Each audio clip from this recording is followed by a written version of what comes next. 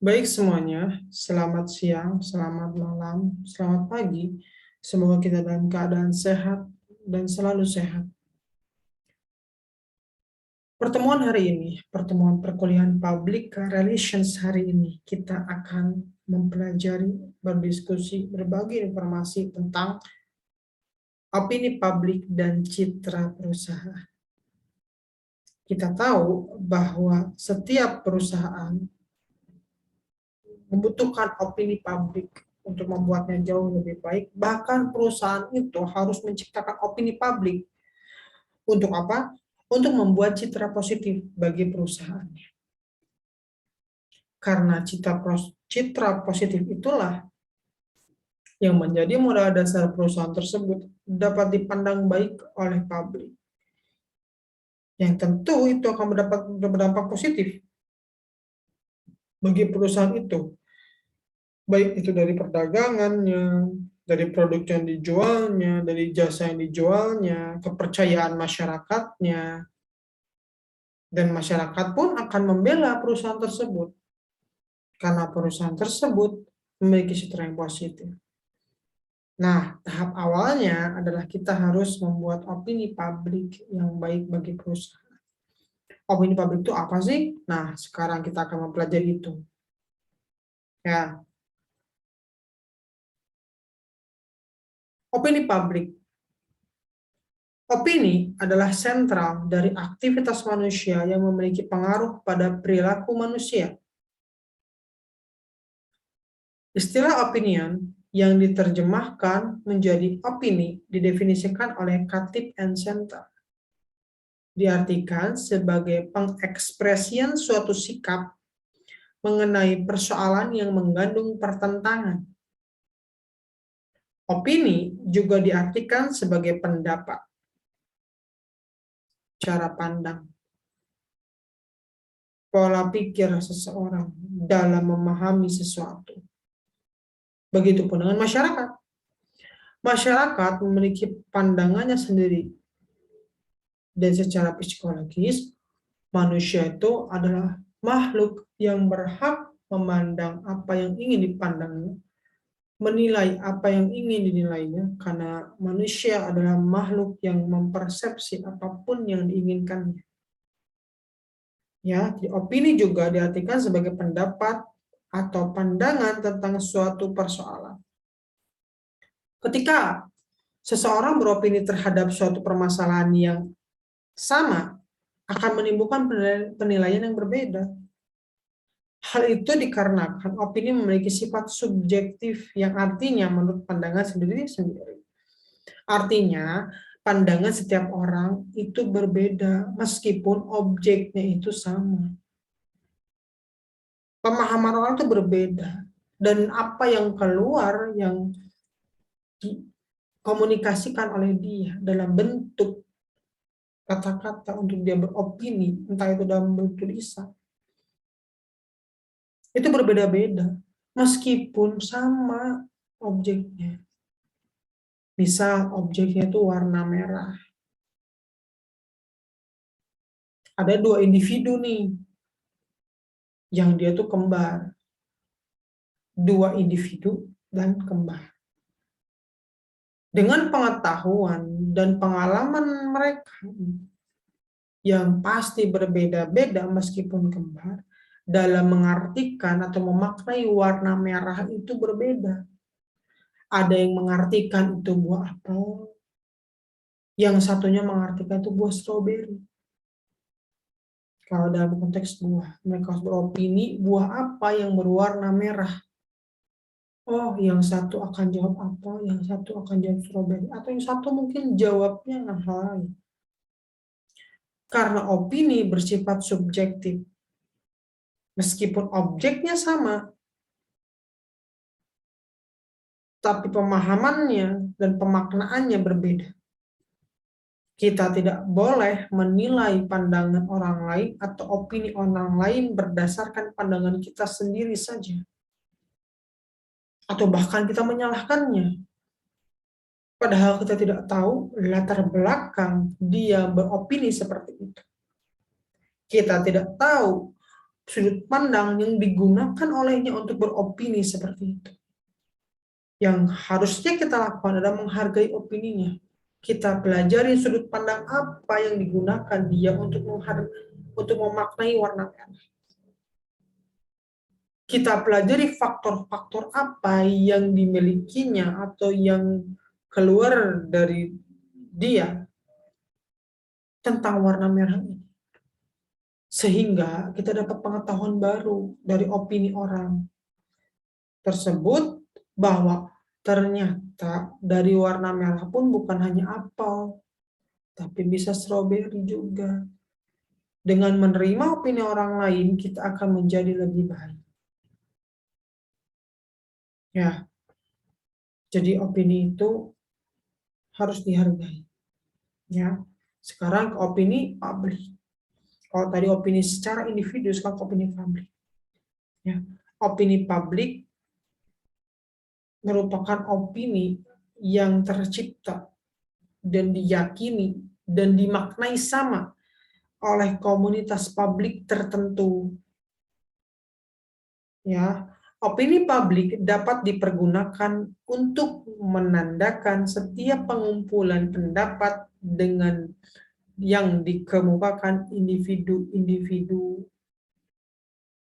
Ya, jadi setiap individu itu mengemukakan hal yang sama.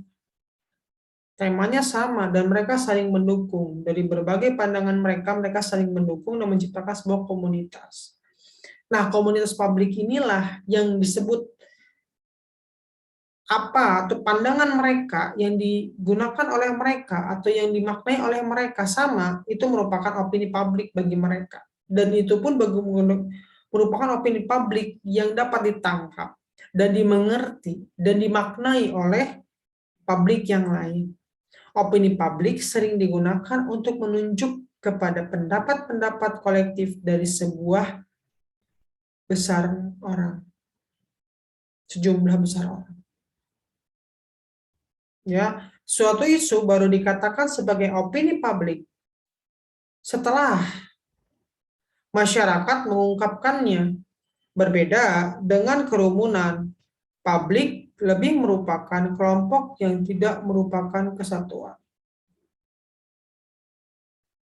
Interaksi terjadi secara tidak langsung melalui alat komunikasi seperti pembicaraan pribadi berantai, ya, yang terus dibicarakan, diulang-ulang sama orang, kemudian menjadi sebuah makna yang dimaknai sama dan dipercaya oleh banyak orang dan didukung oleh banyak orang, sehingga itu menjadi opininya banyak orang yang dipercaya oleh sebanyak-banyak orang. Kemudian melalui desas-desus, melalui surat kabar, radio, televisi, dan film. Makanya begitu pentingnya media bagi penciptaan opini publik atau interaksi yang diciptakan oleh seorang public relations dalam menciptakan opini publik. Saya minggu kemarin mengatakan bahwa penting sekali public relations menjaga hubungan dengan media. Karena dengan bantuan dari media, kita dapat membentuk opini publik, dapat menyampaikan informasi, dapat membentuk opini publik melalui alat-alat komunikasi yang dimiliki oleh media, surat kabar, radio, televisi, dan film. Ya, kemudian alat-alat penghubung ini memungkinkan publik mempunyai pengikut yang lebih luas dan lebih besar jumlahnya. Karena setiap media yang digunakan dalam menciptakan opini publik itu harus memiliki publik dulu yang dipercaya oleh publiknya. Seperti halnya koran Kompas, koran Pikiran Rakyat, koran Tribun, dan koran yang lainnya. Itu mereka memiliki publik-publiknya sendiri. Publik-publik itulah yang memiliki kepercayaan bagi publiknya, dipercaya oleh publiknya isi-isinya, tergantung dari publik-publik mereka. Nah, Alat-alat penghubung ini memungkinkan publik mempunyai pengikut yang lebih luas dan lebih besar jumlahnya. Publik dapat didefinisikan sebagai sejumlah orang yang mempunyai minat, kepentingan, dan keberagaman yang sama. Ya, jadi publik itu merupakan orang-orang atau sekumpulan orang, sekumpulan individu yang memiliki minat, keinginan, kepentingan, dan kegemaran yang sama. Ya, betul. Public relations dipergunakan untuk mempengaruhi publik dan untuk membentuk serta membina opini publik. Dari sini kemudian opini publik menemukan urgensinya, baik dalam politik, sosial, dan ekonomi. Jadilah opini publik sebagai kekuatan di antara institusi pemerintahan dan hukum di negara terbuka, khususnya di Indonesia. Ya. Dalam opini publik juga ada namanya opinion leader. Opinion leader adalah orang-orang yang atau individu-individu yang memiliki kekuatan untuk mengendalikan publiknya, yang dipercaya oleh publiknya di suatu komunitas publik tertentu. Ada opinion leadernya. Seorang public relations harus mencari opinion leader itu siapa untuk menciptakan atau mengarahkan publiknya terhadap apa yang diinginkan oleh orang public relations tersebut untuk menciptakan citra positif bagi perusahaannya dan untuk membentuk publik yang positif juga, karena publik yang positif adalah publik yang memandang secara seperti apa dan sebenar-benarnya. Seorang public relations merupakan jembatan untuk menciptakan itu. Dan salah satu tools-nya, salah satu caranya adalah menemukan opinion leader itu. Akan memudahkan public relations dalam menciptakan opini publik. Opinion leader. Contohnya apa? Kalau dalam komunitas, yang menjadi opinion leader-nya adalah pendiri komunitas itu bisa. Atau ketua dari komunitas itu bisa. Kalau dalam lingkungan sosial, opinion leader-nya siapa? Kita lihat siapa yang lebih dipercaya di situ. Contohnya, tokoh masyarakatnya bisa. Tokoh agamanya bisa. Ya, tokoh masyarakatnya siapa? RT, RW, camat, lurah, bupati, wakil bupati, siapapun itu yang memiliki penokohan, yang dia memiliki dan dipercaya oleh publiknya itu merupakan public leader. Ya, atau opinion leader. Dia bisa menciptakan opini untuk diri dia dan publiknya. Dan itu bisa dimanfaatkan oleh public relations dalam lebih mudah menyampaikan maksud dan tujuan dari public relations lewat opinion leader itu, karena opinion leader itu sudah dipercaya oleh publiknya. Dan itu akan memudahkan daripada memulai itu dari awal lagi, dari nol lagi, mencari publik lagi, mencari orang-orang yang percaya lagi. Itu yang lebih sulit. Makanya akan sangat mudah dengan menggunakan opinion leader. Ya. Kemudian lanjut, public relations dan opini publik. Public relations adalah suatu fungsi manajemen yang menilai sikap publik, menunjukkan kebijaksanaan dan prosedur dari individu atau organisasi atas dasar kepentingan publik, dan melaksanakan rencana kerja untuk memperoleh pengertian dan pengakuan dari publik. Tujuan public relations adalah menciptakan opini publik yang favorable tentang kegiatan-kegiatan yang dilakukan oleh badan yang bersangkutan. Di dalam public relations terdapat suatu kegiatan untuk menanamkan dan memperoleh pengertian, goodwill, kepercayaan, penghargaan pada dan dari publik suatu badan atau perusahaan, khususnya masyarakat umum. Kemudian, untuk mewujudkan hubungan yang harmonis antara suatu perusahaan dengan publiknya, usaha untuk memberikan dan menanamkan kesan yang menyenangkan sehingga akan timbul opini publik yang menguntungkan bagi keberlangsungan perusahaan. Ya, jadi tugas public relations ada menciptakan harmonisasi, informasi, komunikasi. Untuk apa? Memperoleh pengertian, kepercayaan dari publik, atau penghargaan dari publik, atau penghargaan dari perusahaan lain terhadap perusahaan yang dipegang oleh public relations tersebut. Terutama pada publik yang umum, masyarakat umum. Yang masyarakat umum sekalipun dia terpecah menjadi berbagai macam publik. Dan tugas public relations lah untuk menjaga itu semua, memperbesar itu semua, memperkuat kepercayaan dan pengertian, dan menciptakan opini publik yang positif bagi perusahaan. Opini publik dijumpai di antara publik atau sekelompok yang berkomunikasi dengan memiliki kepentingan yang sama. Mereka secara kolektif menganut pandangan tentang suatu isu. Mengapa isu itu menjadi perhatian dan apa yang harus dilakukan dalam situasi itu? Proses ini berlangsung secara terus-menerus. Opini merupakan pernyataan penilaian tentang sebuah objek dalam situasi tertentu atau dalam keadaan tertentu. Opini cenderung merefleksikan sikap individu, tetapi juga dipengaruhi oleh aspek dari situasi yang ada. Nah, opini publik ini sangat penting.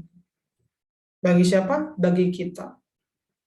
Seorang public relations. Ya, kemudian kita ngomongin citra nih. Kan? Citra adalah perasaan gambaran diri publik terhadap perusahaan, organisasi, atau lembaga. Kesan dengan sengaja diciptakan dari suatu objek, orang, atau organisasi. Citra sengaja diciptakan akan bernilai positif. Citra itu sendiri merupakan salah satu aset penting dan terpenting dari suatu perusahaan atau organisasi. Citra perusahaan diperlukan untuk mempengaruhi pikiran pelanggan melalui kombinasi dari periklanan, humas, bentuk fisik, kata, mulut, dan berbagai pengalaman aktual secara menggunakan barang dan jasa dari perusahaan tersebut. Dengan citra yang positif, maka itu dapat membantu perusahaan.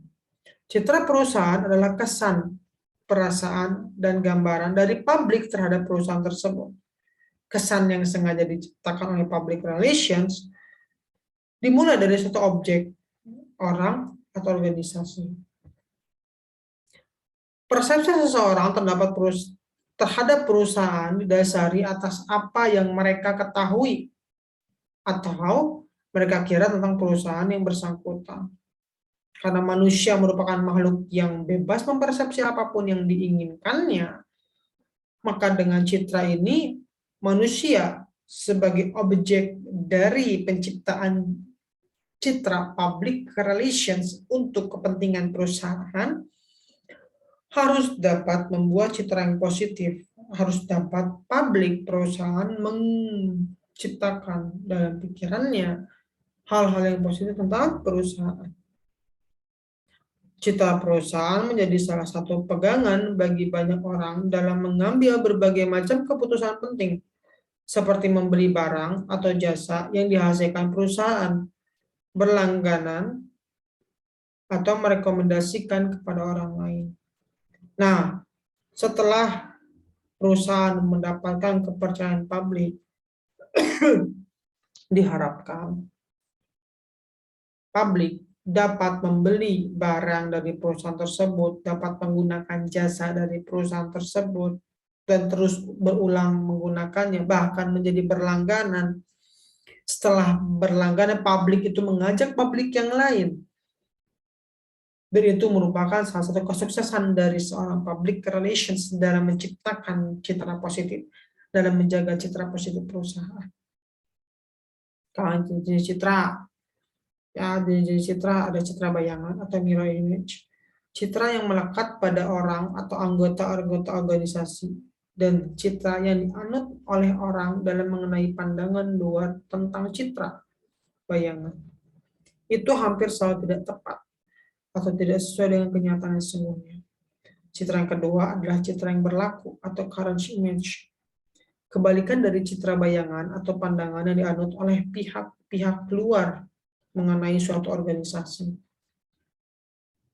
Citra yang ketiga adalah citra yang diharapkan atau wish image. Suatu citra yang diinginkan oleh pihak manajemen perusahaan. Citra ini juga tidak sama dengan citra yang sebenarnya. Biasanya citra yang diharapkan itu lebih baik atau lebih menyenangkan daripada citra yang ada. Citra keempat adalah citra perusahaan atau corporate image. Inilah yang kita bicarakan sekarang. Citra dari suatu organisasi secara keseluruhan, suatu badan usaha yang memiliki citra perusahaan positif lebih mudah menjual produk dan jasanya. Jadi pentingnya citra perusahaan bagi perusahaan adalah mudahnya menjual produk yang dijualnya, produk barang dan jasa.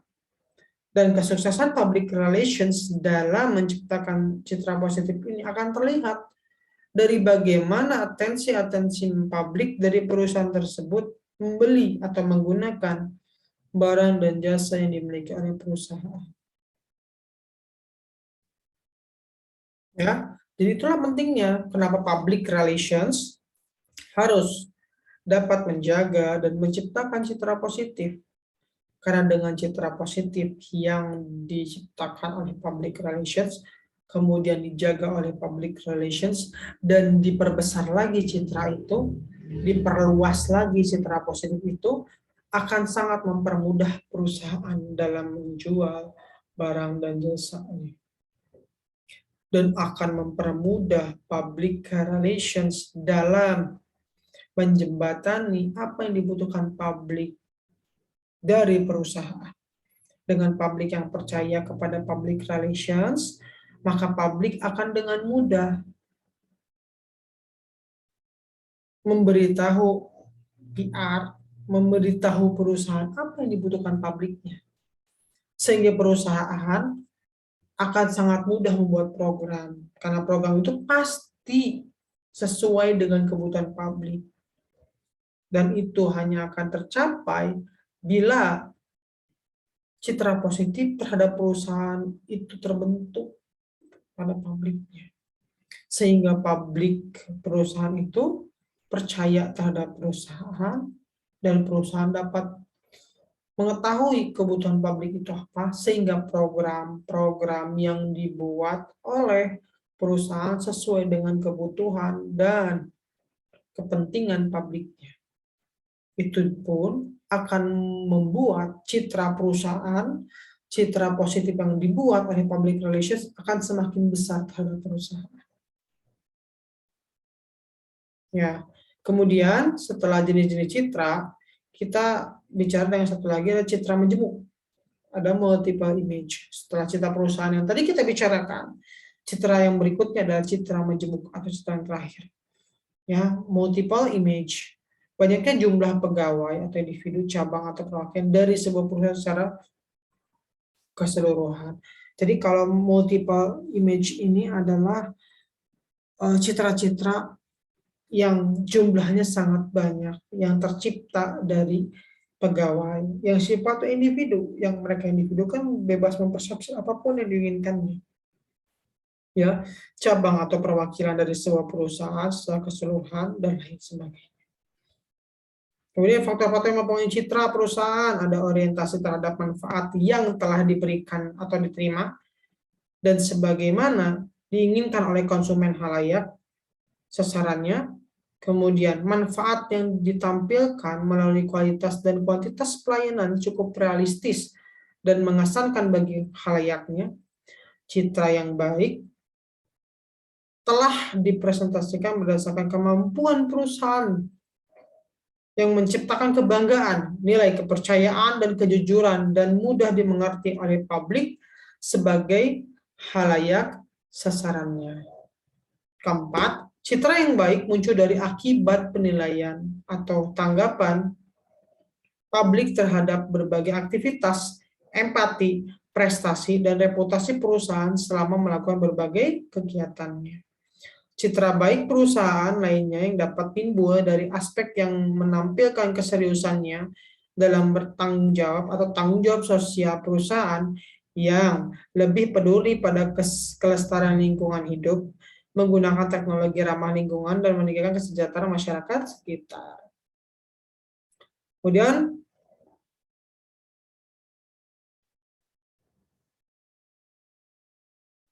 proses pembentukan citra. Ya, kalau tadi kita udah ngomongin tentang citra perusahaan, opini publik, kita akan ngomongin tentang proses pembentukan citra. Ya, proses pembentukan citra, komunikasi secara tidak langsung menimbulkan perilaku tertentu, tetapi cenderung mempengaruhi cara kita mengorganisasikan citra kita tentang lingkungan. Pembentukan citra ya, kita ngomongin proses pembentukan citra. Jadi, komunikasi secara tidak langsung menimbulkan perilaku tertentu, tetapi cenderung mempengaruhi cara kita mengorganisasikan citra kita tentang lingkungan. Public relations digambarkan sebagai input dan output. Proses intern dalam model ini adalah pembentukan citra, sedangkan input adalah stimulus yang diberikan dan output adalah tanggapan atau perilaku tertentu. Citra itu sendiri digambarkan melalui persepsi, kognisi, motivasi, dan sikap. Ya, jadi pembentukan citra itu dimulai dari persepsi seseorang, individu, komunitas, kelompok, negara, perusahaan, komunitas sosial, kemudian masuk ke kognisi, menciptakan motivasi, dan akhirnya menciptakan sikap. Dan sikap inilah yang merupakan goals untuk memperbaharui, menciptakan, menjaga citra perusahaan. Dalam pembentukan citra, sikap itu yang utama harus diciptakan agar citra yang diciptakan dapat terjaga dengan baik. Begitu.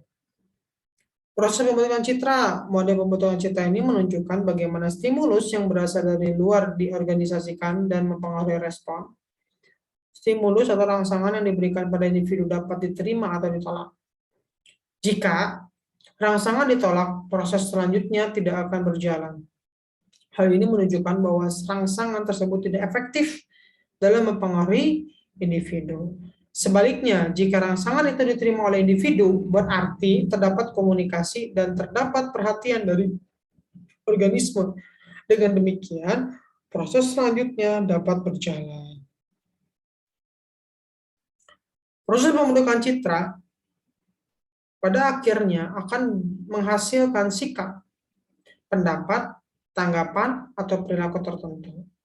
Perusahaan dapat mengetahui secara pasti sikap publik terhadap organisasi maupun terhadap produk atau jasa yang dihasilkan oleh perusahaan yang bersangkutan.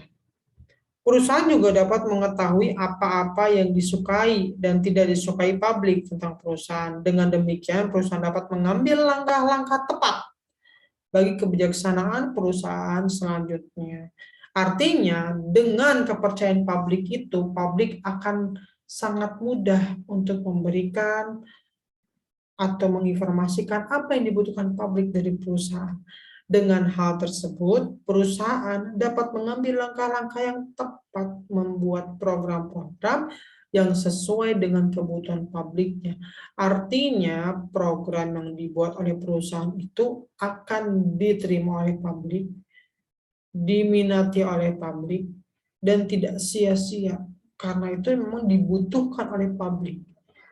Karena kebutuhan itulah, maka publik akan makin memberikan citra yang positif, kepercayaan yang baik terhadap perusahaan, dan akan lebih menumbuhkan lagi citra positif perusahaan atau organisasi atau lembaga. Indikator pembentukan citra perusahaan. Ada kepribadian, ada reputasi, nilai, identitas perusahaan. Ya, kepribadian, keseluruhan karakteristik perusahaan yang dipahami publik sasaran seperti perusahaan yang dapat dipercaya, perusahaan yang mempunyai tanggung jawab sosial. Itu adalah kepribadian.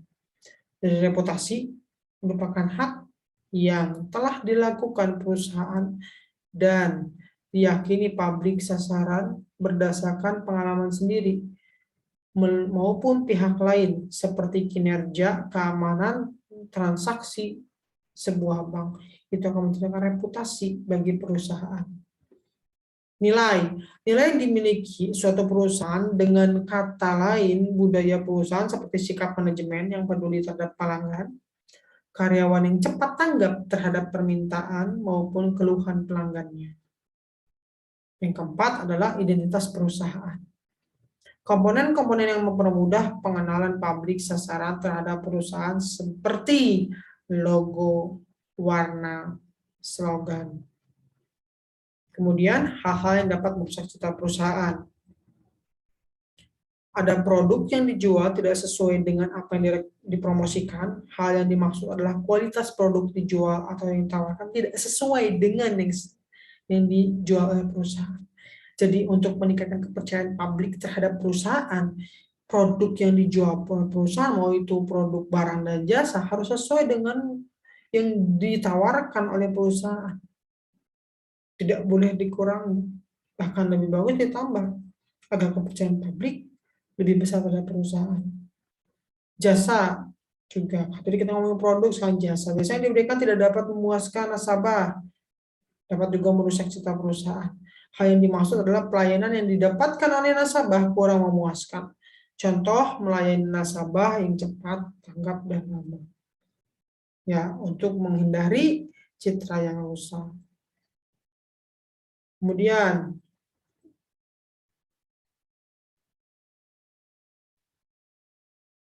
produk yang ditawarkan tidak sesuai dengan kebutuhan nasabah atau tidak tepat pada sasarannya, atau tidak tepat pada produsennya, atau tidak sesuai dengan yang diinginkan oleh publiknya, konsumennya, produsennya. Hal ini maksudnya adalah produk yang dijual atau ditawarkan tidak sesuai dengan kebutuhan dari pelanggannya. Ya, mau itu bentuk jasa, mau itu bentuk barang apapun harus sesuai dengan kebutuhan dari publiknya. Yang ketiga, yang keempat adalah premi yang ditawarkan tidak terjangkau oleh kalangan produsennya. Hal dimaksudkan adalah harga yang ditawarkan oleh perusahaan atau ditentukan itu terlalu mahal dan tidak sesuai dengan kesanggupan dari publik perusahaan tersebut, baik itu publik produsennya yang paling penting, konsumennya yang paling penting untuk pembelian barang dan jasa. Jadi penentuan harga pun itu sangat penting karena dengan penentuan harga yang tepat sesuai dengan kebutuhan dari perusahaan, dari kebutuhan dari publiknya, akan membuat publik dapat lebih empati dan simpati lagi pada perusahaan, dan itu akan menjaga citra positif bagi perusahaan.